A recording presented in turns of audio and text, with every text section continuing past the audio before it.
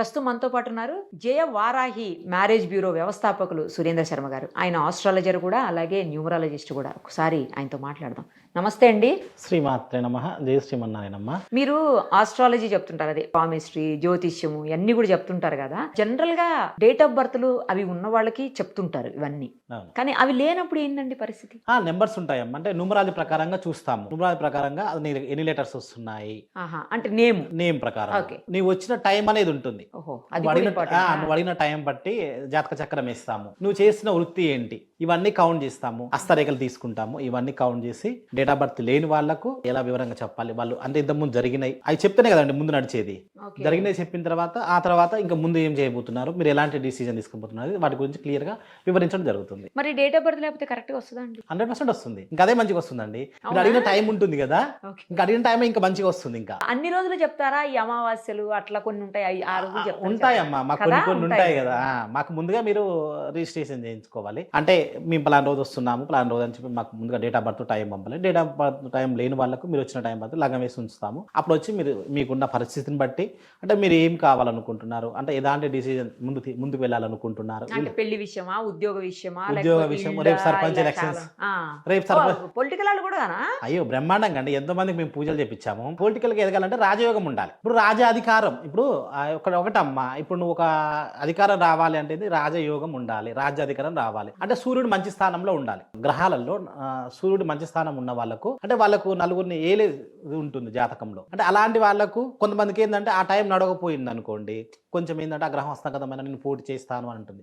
అది న్యూమరాలజీలో ఉంటుంది. మళ్ళీ అంటే ఈ రెండు కౌంట్ చేస్తాము. ఈ రెండు కౌంట్ చేసి ఇప్పుడు వస్తున్న ఎలక్షన్స్ లో మళ్ళీ పూజలు కూడా బాగా ఎక్కువగా చేపిస్తూ ఉంటాం అన్నట్టు.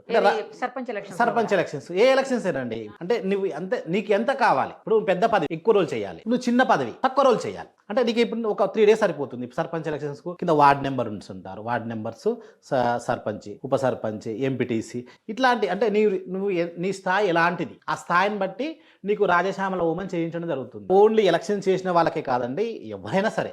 అంటే ఇప్పుడు ఒక ఉద్యోగంలో మంచి ప్రాప్తి కావాలి, అధికారం కావాలి. అధికారం అంటే ప్రమోషన్స్, ఇది రాజశ్యామల హోమం చేయించుకోవాలి. ఇప్పటి నుంచి కాదండి, మన పురాణాల నుంచి ఉంది రాజశ్యామలాదేవి. అంటే మనం ఎప్పుడైనా గుప్త నవరాత్రులు చేస్తూ ఉంటామండి, మాఘమాసంలో వచ్చి గుప్త నవరాత్రులు చేస్తూ ఉంటాం. కానీ మనకి ఇప్పుడు ఈ అధికారం కావాలి, రేపు ఎలక్షన్స్ లో నేను పోటీ చేయాలనుకుంటున్నాను. కొంతమంది ఎలా ఉంటుందంటే మేడం, అందరు మనకు ఓట్లు వేస్తున్నట్టే అనిపిస్తారు, అందరు మనకెళ్ళి మాట్లాడుతుంటున్నారు, మేము ఖచ్చితంగా నేను గెలుస్తానని కాన్ఫిడెన్స్ గా ఉంటారు. కానీ అక్కడ మొత్తం తారుమారు అవుతుంటుంది. అంటే ఎదుటి వాళ్ళకి కూడా సేమ్ అదే అధికారం ఉందనుకోండి. ఇప్పుడు నీకు ఉంది ఆ యోగం, ఎదుటి వాళ్ళకు ఉంది, మరి ఇద్దరు ఎవరు గెలవాలి? దాన్నే శ్యామలాదేవి అంటే రాజశ్యామలాదేవి హోమం చేయించుకోవడం నీకు అధికారం అనేది ఇస్తుంది. అంటే నువ్వు నీతిగా న్యాయబద్ధంగా నువ్వు ఇంతకుముందు చేసి ఉంటే నువ్వు ఈ హోమం చేసుకుంటే నీకు మంచి ఫలితాలు వస్తాయి. అంటే మంచితనంతో పాటు అది కూడా ఏడవాళ్ళు తప్పించి డైరెక్ట్ గా పూజలు చేసేసుకుని వచ్చే అది కాదు. అధికారం అంటే రాదు. నీ జాతకంలో మళ్ళీ ఎందుకంటే నీకు ఆ యోగాలు ఉండాలి, ఆ ప్లేస్. ఎందుకంటే అవన్నీ మేము జాతకంలో చూస్తాం క్లియర్ గా. జాతకం చూసి నువ్వు మీరు పోటీ చేయండి. ఎందుకంటే ఇప్పుడు ఎలక్షన్స్ అనగానే ఇప్పుడు మామూలు మాటలు కాదండి, ఏది చిన్నది చేయడం మినిమం లక్షల్లో ఉంది ఏదైనా కూడా.